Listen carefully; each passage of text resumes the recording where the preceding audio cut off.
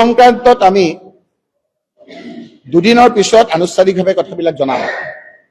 এতিয়াও আমি আনুষ্ঠানিকভাৱে কৈছো যে ভূপেন বৰা ডাঙৰীয়া আমাৰ এজন জ্যেষ্ঠ নেতা, তেওঁ কংগ্ৰেছত থাকিব আৰু মুখ্যমন্ত্ৰী ডাঙৰীয়াই যিবিলাক কথা কৈ আছে, তেওঁ দুটা দিন অলপ ৰেষ্ট পাইছে, তেওঁৰ বিৰুদ্ধে যে স্পেচিফিকেলি আমি কিছুমান অভিযোগ আনিছো, সেই অভিযোগবিলাক উত্তৰ নিদিয়াকৈ দুদিনমান তেওঁ ৰেষ্ট পাইছে, এইবিলাক কথা খুচুৰা কথা কৈ স্পেচিফিকেলি আমি স্পষ্ট কৰিছো, মুখ্যমন্ত্ৰী ডাঙৰীয়া আপুনি আলফা আছিল নে নাই কৈ দিলে হ'ল। নাই আমাৰ তাত কি আছে আমি তেতিয়া দেখুৱাম।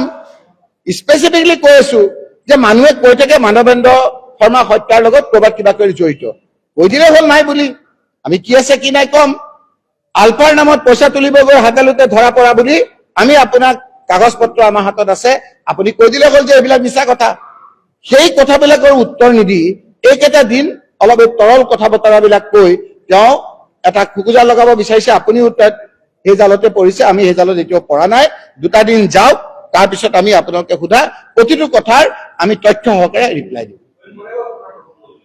সেই কথাটোকে কৈছো, দুটা দিন ৰখক না, আপুনিও আছে ময়ো আছো, দুটা দিনৰ পিছত সম্পূৰ্ণকে আপোনাক উত্তৰ দিম। হ'ব, থেংক ইউ। নাই ক'ব দিয়ক।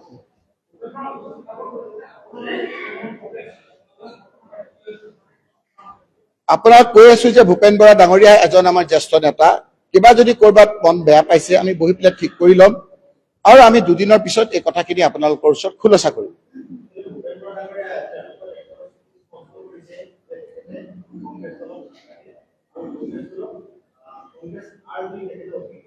আমি স্পষ্টকে কৈছো যে এই কথাখিনি আমি দুদিনৰ ভিতৰত স্পষ্টকে আপোনালোকক দাড়ি কমা চেমি কলম সকলো কথা কম। খালি হিমন্ত বিশ্ব শৰ্মাৰ জালৰ যিখিনি কথা কৈছে সেইখিনি উত্তৰ মই দিলো।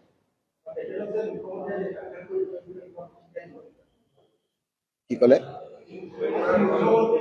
এই কথাখিনি গোটেইখিনি আপোনাক একেলগে বহাই দুদিনৰ পিছত আমি দাড়ি কলম চেমি কলমৰ সৈতে সকলো কথা কম। হ'ব, থেংক ইউ।